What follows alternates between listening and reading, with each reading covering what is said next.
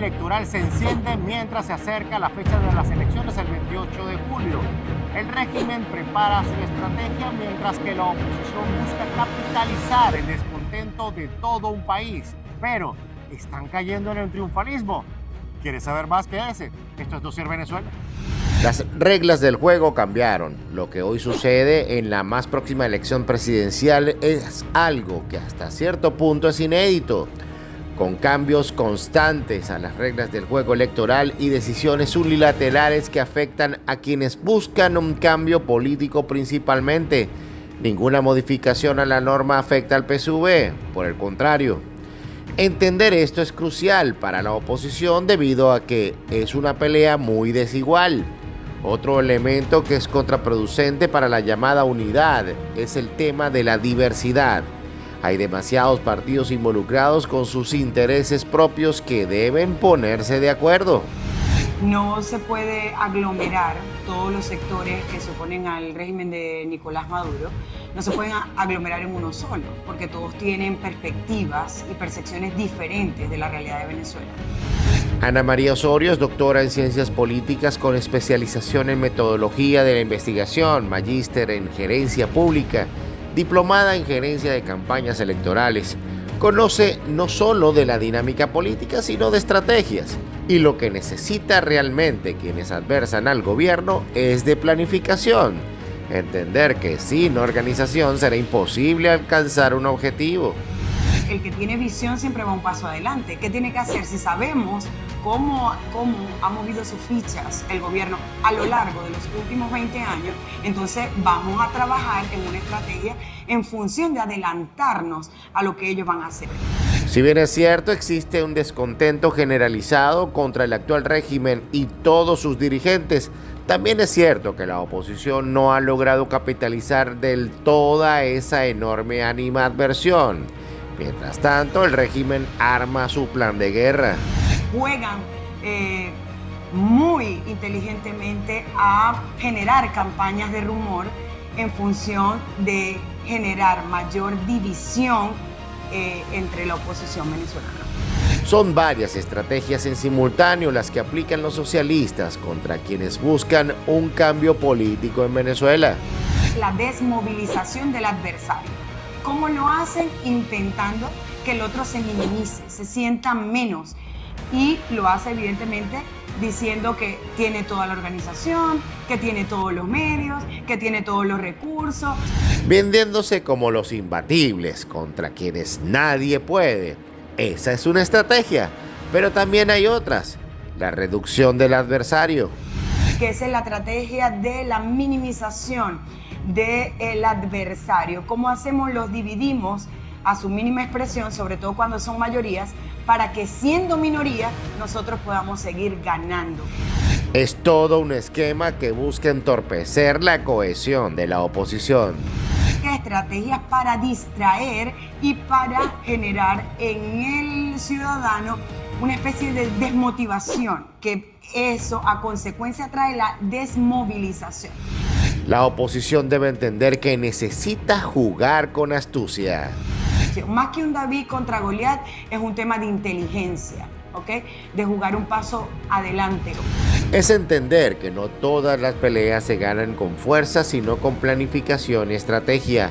Pero en la oposición se ha evidenciado una actitud que, lejos de ayudar, podría perjudicar y mucho.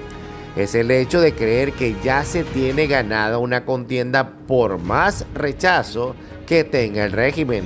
La estrategia fallida del triunfalismo es hacer que sus adeptos se desmovilicen y hacer que sus adversarios se organicen mejor y movilicen más para garantizar entonces a aquellos el triunfo y ellos pueden ir hacia la derrota. Como conocedora del tema, le ha tocado asesorar a dirigentes y regentes de esta parte del continente, en Colombia y Ecuador específicamente. Basada en esa experiencia, ha notado otro elemento que podría ser un problema. Que se ha dejado de lado la organización político-partidista, sobre todo en la parte electoral, lo cual puede afectar significativamente el 28 de julio los resultados. Considera que el régimen en la actualidad hace hasta lo imposible para mantenerse en el poder, y en eso no hay límites. Un acorralado no tiene nada que perder y tiene mucho que ganar. El gobierno tiene que jugar todas sus fichas. ¿Para qué? Para mantenerse en el poder, para seguir siendo gobierno. A su juicio no hay nadie todopoderoso. Hasta el Imperio Romano en su momento cayó. Los cambios son inevitables y el régimen es derrotable. Considera que se puede lograr, pero la tarea no solo es de quienes adversan a los socialistas. La sociedad civil debe entender que si quieren un cambio, deben luchar por él. Que si hay retraso, allí permanecer. Que si no han logrado pasar la data o etcétera, no se ha logrado aperturar o hacer el cierre de cada mesa, allí permanecer. Y no solo eso, los testigos electorales, al igual que los votantes, son pieza fundamental en todo proceso de consulta nacional, y más en unas presidenciales. Siempre hay personas que están alineadas a una corriente o a otra. Buscar a sus aliados entonces y organizar electoralmente a sus testigos a fin de blindar el proceso de votación.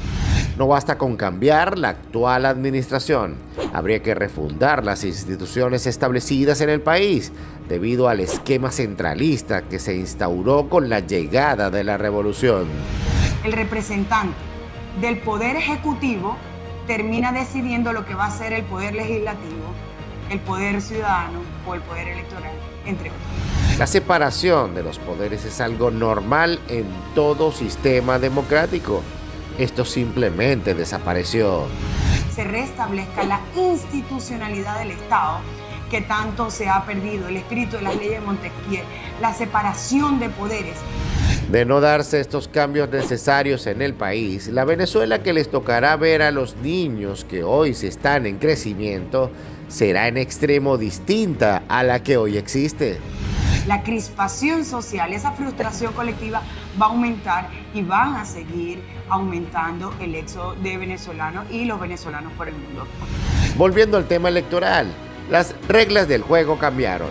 El occidente de Venezuela decide, y esa es la razón principal por la que el régimen y sus representantes se mudaron para el estado Zulia. La razón es simple. La región tiene la población electoral más grande del país y necesitan cada voto. Porque el estado Zulia puede determinar quién o no será el presidente, a diferencia de otras electorales donde el centro, la capital, era la que decidía al final quién iba a ser el presidente, hoy no. Por esta y muchas razones más, la recomendación es votar. Porque la única forma de que ellos ganen es que los ciudadanos no participen.